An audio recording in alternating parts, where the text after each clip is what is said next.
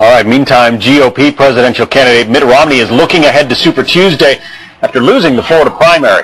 Romney is facing a tough battle against his chief rival, John McCain.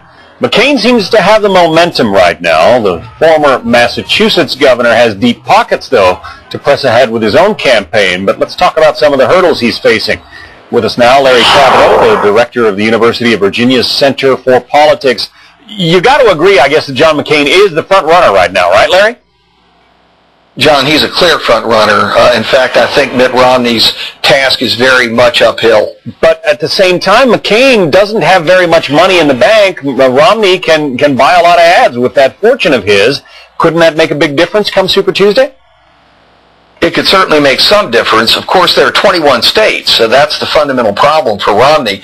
It's easy to buy a lot of media with a checkbook the size of Romney's, even in a state like Florida. But when you have 21 states, California, New York, New Jersey, Illinois, other very large states, even for Romney, he'd have to literally give away all of his kids' inheritance and then some.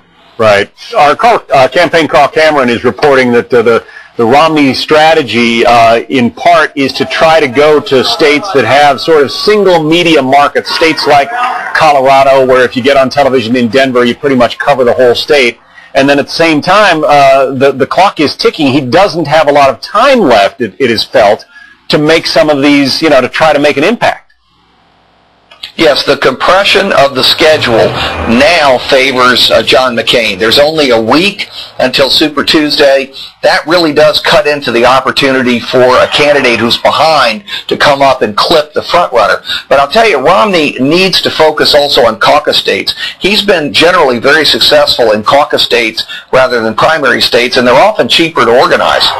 I guess at the same time, the question is, has John McCain put aside the questions that Mitt Romney has tried to raise about his standing with, hardcore conservatives? Has John McCain put aside those questions by winning in Florida, where the independents and even Democratic voters can't vote in the Republican primary?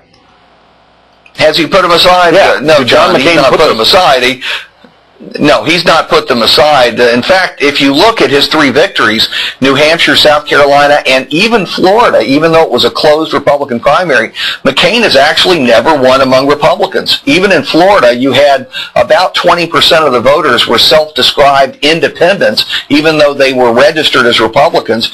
Sure enough, among the real Republicans, the self-identified Republicans, Romney and McCain split them almost evenly. So that's another opportunity for Romney, but as I say, the sands are dwindling through the hourglass, and it's awfully tough. Awfully interesting, considering everybody thought McCain's campaign was dead a couple of short months ago. Thanks very much, Larry. Politics is a strange business. It sure is. That's why you make a living watching it. Larry, thank you. John McCain's hoping to be the standard bearer for the Republicans and the next president of the United States, but some are saying the maverick Arizona senator nearly ditched his party. And that's our top story at the bottom of the hour. McCain riding a wave of momentum into Super Tuesday. The new report comes from the managing editor of the political paper, The Hill.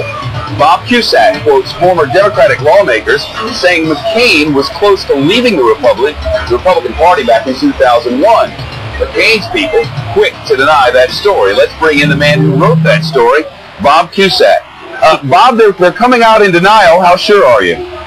Well, the McCain camp is denying this very strongly. This is a story that we did run with in March, and it has exploded today on the Internet days before Super Tuesday. But when I did the interviews, I talked to Senator Daschle, who is now out of the Senate, as well as a former Congressman, Tom Downey, and they said that John Weaver, a top aide to McCain, came to them in 2001, right before Jim Jeffords left the Republican Party, and they say they were convinced that McCain was very close to leaving the Republican Party, not to become an independent, but to leave the Republican Party, which would have shifted control of the Senate to Democrats. And of course, Jim Jeffords was the one who pulled the trigger.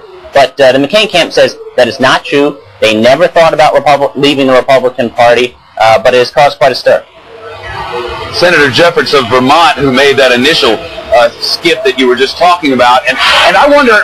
I think a lot of people out in the Republican Party are wondering how well sourced was this, and how sure you were about it at the time, at least.